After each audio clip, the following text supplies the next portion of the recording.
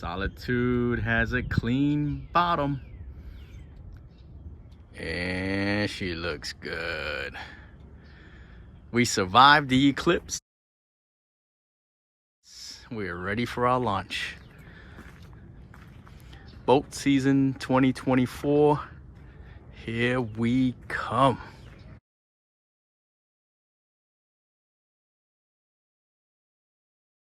Welcome to another episode of Solitude and Sailing.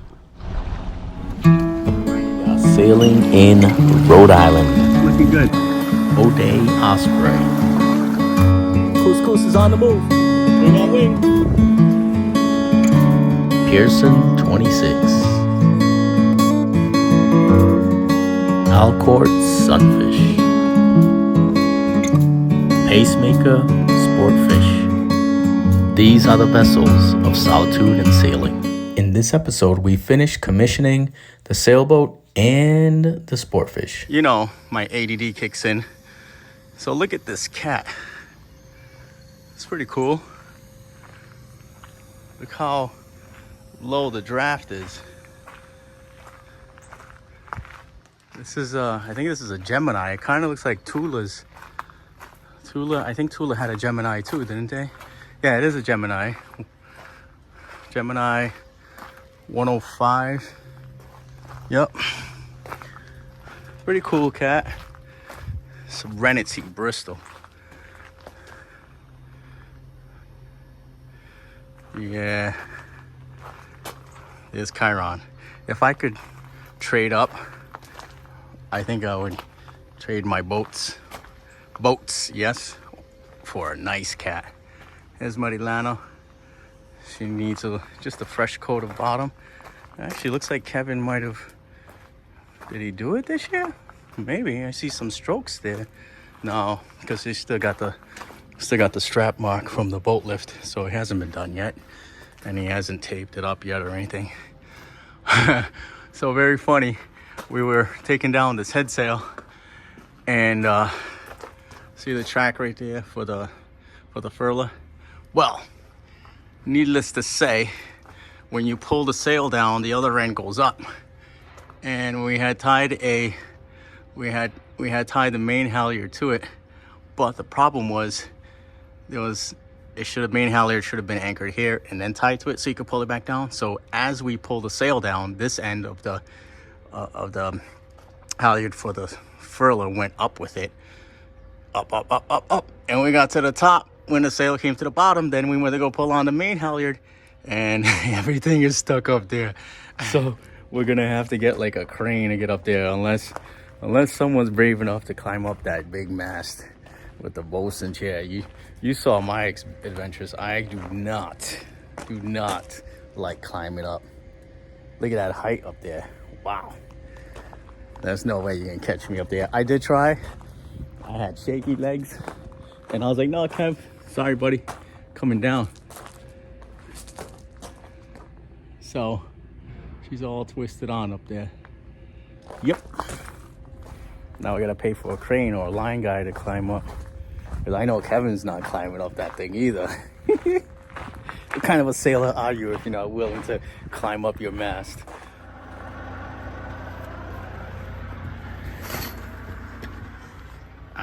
Home sweet home. Let's get some light in here.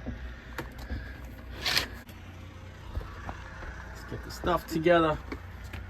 Look at that beach house.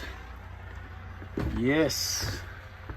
Solitude and Sailing. Let's get her going. All right, so see all of this grime right here? Nasty. It's supposed to be white. Look at that. I'm gonna show you how I get that stuff off. I use this on-off stuff. This stuff is awesome. So this is what I use. I don't know what you use, but easy on-off hull cleaner. Removes marine deposits and scum line and rust quickly and easily. It's very caustic. So you want to have your eye protection. You want to have your bald head protection. gloves, mask. You don't want to breathe this stuff in, and you need a water source. I'm actually kind of far from the spigot, so here's my water source.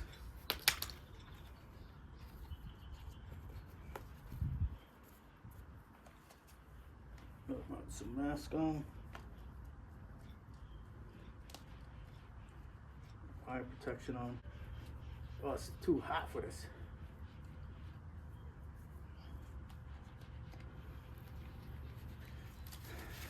Watch how fast this stuff works.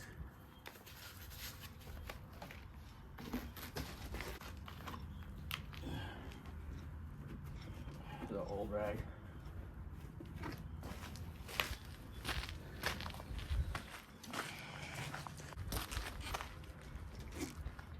Should I wipe it?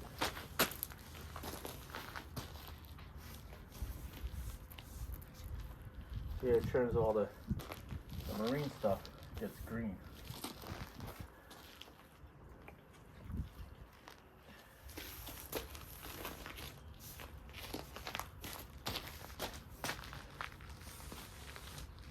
Look, all I did was wipe that on. I didn't even scrub it or anything. Well, look at the difference. Here you go. See that? Old, new, old, new. Watch. Look at that. It takes it right off. You see that? Instantly. But you don't want to breathe this stuff in. Look at this. You see that? Old, new. And usually I use a spray bottle, but I didn't get a chance to pick one up. But I actually don't like it spraying everywhere, so I'll just do a quick wipe down. Look at this. Just need to wet it. Now it will strip some of your paint, but we are repainting. Here's that scum line. We're gonna sand this down, but I just want to show you how quick the stuff comes off. Look at that scum line. It's gonna come right off. Look how white it is already. That's it. You just put it on. And you bring your water source. Hose that bad boy off. Look at how white that is. Look at the difference. Not treated, treated. And that's without pausing this video. So you can see how fast this is working. But you don't want to get this on your skin. It's bad stuff. Bad, bad, bad. So, I'm not sponsored. It's just what I use. I don't know what you use to clean your hull. You get the scum line off. But, bam. Look at that. It's still cleaning. It's mad white over there. Look how bright white it is now. Look at that. Watch the difference. See, not treated, treated. Let's go. What do you think? That's pretty fast working stuff there. Sorry, I must say that. Let's see how well she came out. Looks like I just freshly painted white stripes on there. I'm just happy with that. That makes my job so much easier. There you go. You guys know I'm a stickler for classic boats. Look at this boat. Isn't that beautiful? Look at that bow spray. Wow. Very nice. Sante. Very nice boat. I like older classic boats. They just have so much character. Let's see, what's her name? Maybe we'll catch her on the... What's her name? I just read Sante, right? Sante. Or maybe it's Sante. Swansea, Mass. Is it Sante or Sante? I think Sante. Like saint? Sante. Check this one out. Turn her loose. Let's go. Middle of my project, I get a call that my sister's boat was taking on water. She actually had a lot of water in the bilge, but it would turn out to all be rainwater. I hooked her up to power again, got the batteries up and running, and pumping her out. Took about an hour 15 or so to pump her out completely. Now she's up high and shiny. It's back to boat projects.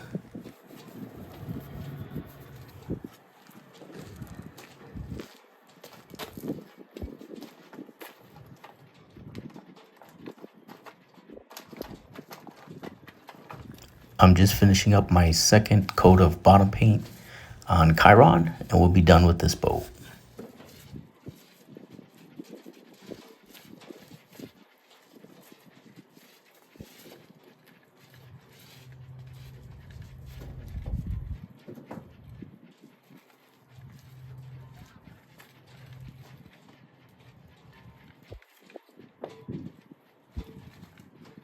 Tell you what, this pole extender was worth the 14 bucks because it really saved a lot of time. Expanded my reach tremendously. She's looking pretty sitting there. And this is the best part of bottom painting, ripping off the tape. There's a little area of the white pinstripe missing. I'm going to replace that.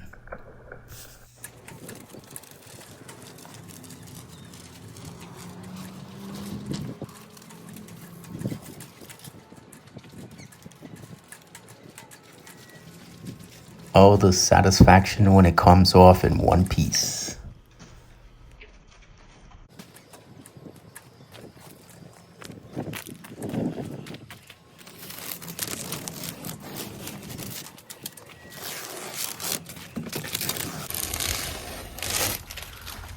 What a satisfying feeling this is.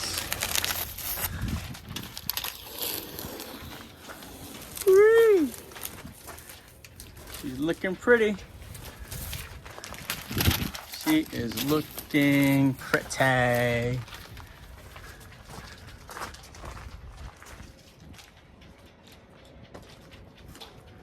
Let's see how the Eclipse is doing. Can't make it out right now. Now it's back to Solitude. She doesn't look too bad on the hair. That prop coat that I put on there did a pretty good job. Now I'm just scraping off some barnacles here.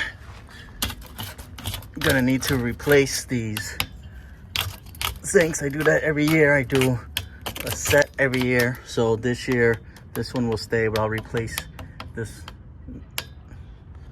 Replace this one, I think is the older one. And then there's two on the other side. So I usually do one pair each year. And the second one is there as like a additional backup. Yep. I just gotta finish scraping, prepping the bottom, and then painting it. So I'm gonna show you why you need new zincs every year. So the zincs, this right here, is what gets eaten up. It's a sacrificial anode. So that means it's a weaker metal that gets eaten up when there's electrolysis in the water, rather than having your good metal, like your prop shaft, your trim tabs, your rudder posts, rather having those things get eaten up. So look at the difference. So that's the one from last year. There's one on each side. And this is what it used to look like. That's just one season. One season. Look how much. So if this wasn't here to get eaten up, then maybe my my rudders would have gotten eaten up, or my prop shaft would have gotten eaten up, or something else. So you need to replace these every year. Yes, it's a little expense, but you know what? It's worth it for maintenance, to prevent corrosion or ending up with a hole in your motor or in a metal that you really need. Let's check out what's happening with the Eclipse. It's a bright sun. It's gonna be a bright sunny video. Let's see what's going on with this Eclipse. And we don't see nothing. Just a bright sun. Can't even tell that the moon is blocking it. Let me try it without this. Oh yeah. I don't know. This Eclipse drama out here. I had my Eclipse glasses and I don't know where I left them, but doubling up the shades, I can see a little bit of it right now. Just can't capture it on camera because the sun is just still too bright. We're supposed to get 92% in Rhode Island. Some places get 100%. Back to boat work. Ready for the best part?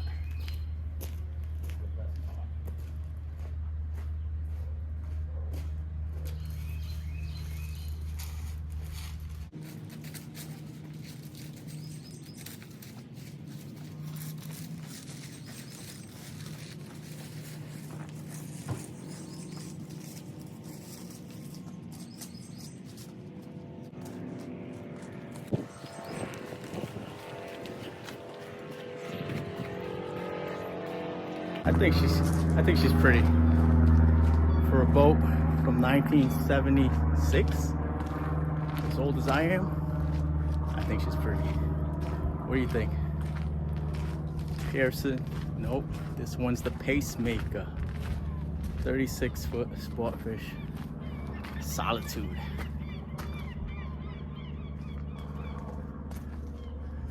I mean, she still needs some work. So we just do a little bit at a time, keep it within the budget, and as time goes by, she gets better and better and better. There's my neighbor, they took their covers off. Dogs, Warwick, Rhode Island. That's a nice boat. That's a nice boat.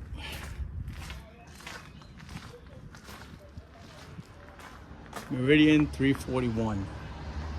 Very nice. Tuna mill. We're going to be catching some tuna this summer.